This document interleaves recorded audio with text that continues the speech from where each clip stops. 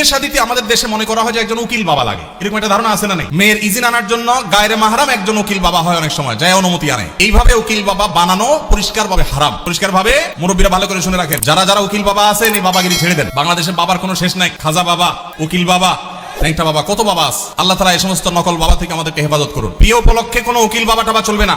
নিজের বাবা বেঁচে থাকলে সেই বাবা তিনি নিজে নিজের সন্তানের বিয়ে দিবেন, ব্যাস। মেয়ের অনুমতি বাবা আনতে যাবেন।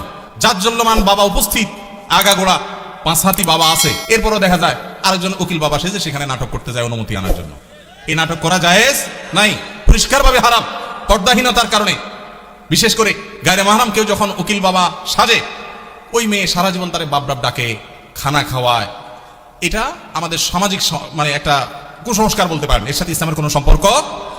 যুবকরা বিয়েতে কোনো উকিল বাবা যেন না থাকে। মুরব্বীরা যারা যারা যার যার বিয়ের উকিল বাবা আছেন, আল্লাহর রাস্তায় বাবাগিরি ছেড়ে তওবা করে আল্লাহর কাছে চলে আসেন। চেষ্টা করবেন তো ইনশাআল্লাহ।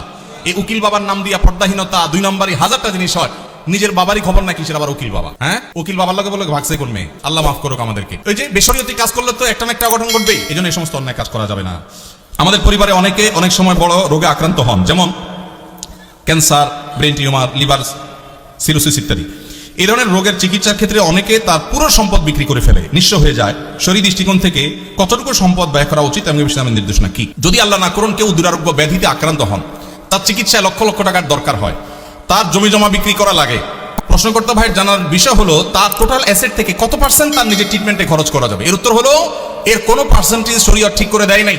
তার ট্রিটমেন্টের জন্য যদি তার টোটাল সম্পদও বিক্রি করা লাগে, সেটা বিক্রি করার অধিকার ইসলাম তাকে পরিপূর্ণভাবে দিয়েছে। মানুষের সম্পদের ক্ষেত্রে শরীয়ত তাকে এতটা স্বাধীনতা দিয়েছে যে তার সম্পদ কি করবে না করবে এক্ষেত্রে কারোর সেখানে কোনো নাক গলাবার অধিকার, সন্তানদের এটা বলার অধিকার নাই যে বাবা তুমি নিজে চিকিৎসা সব খরচ করবো, আমরা কি করব, এটা বলার অধিকার নাই। অনেক কুলাঙ্গার সন্তান আছে, বাবার এরকম সিরিয়াস পর্যায়ে হয়ে গেলে জমি বিক্রি করতে দেয় না, বরং বাধা দেয়।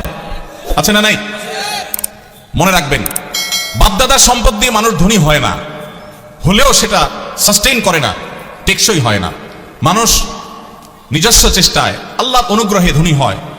বহু বড় লোকের ছেলেরা একসময় রাস্তায় মানুষের কাছে হাত পাততে হয়। এই জন্য বাবার সম্পদ, মায়ের সম্পদ, সেগুলোর জন্য কামড়াকামড়ি করা, তাদের হক নষ্ট করা, এগুলো আমাদের মূর্খতা। তবে হ্যাঁ, কেউ যদি মনে করেন যে দুরারোগ্য ব্যাধিতে আমি আক্রান্ত হয়েছি, এখানে ট্রিটমেন্ট করে আসলে লাভ হবে না, ডাক্তারদের অ্যাসেসমেন্ট অনুযায়ী মৃত্যুই নিশ্চিত এবং জটিল পরিস্থিতি, তাহলে সেক্ষেত্রে আমার বাচ্চারা তারা অসহায় হয়ে যাওয়ার চাইতে আমি সুন্নত হিসাবে ট্রিটমেন্ট করি, কিন্তু খুব বেশি অ্যাগ্রেসিভলি ট্রিটমেন্টের জন্য খরচ করবো না। এটা যদি কেউ সিদ্ধান্ত নেয়, তো সেই এখতিয়ারও শরীয়ত ওই ব্যক্তিকে দিয়েছে। অবস্থা বুঝে তিনি ডিসিশন নেবেন।